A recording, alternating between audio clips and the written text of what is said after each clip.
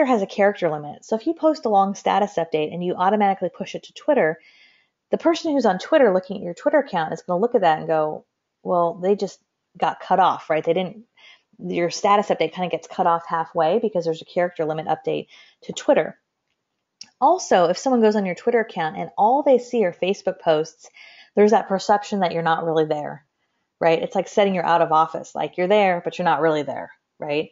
So in my opinion, if you're going to be on both platforms, and you certainly don't necessarily need to be on both platforms, but if you're going to be on both platforms, I would encourage you to take the time to post separately to both accounts.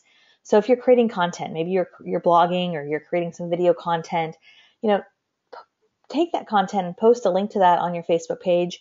If you wrote a new blog post, you might say, hey, I just wrote a new blog post about 5 ways to update your market for the spring market.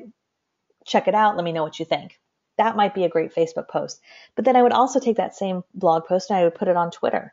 I would, keep it a little bit shorter and sweeter. The other thing I'll mention too about Twitter is because Twitter moves so fast, you can actually tweet things multiple times and not annoy people.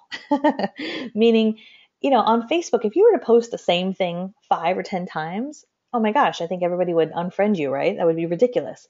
But because Twitter moves so fast, you can take that same piece of content and post that to Twitter today. You can post it to Twitter tomorrow, later in the week.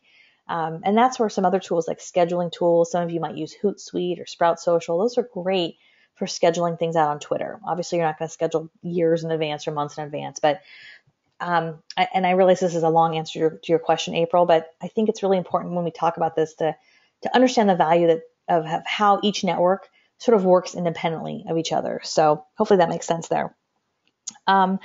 Okay, Susan asks, what is the best platform for blogging for real estate?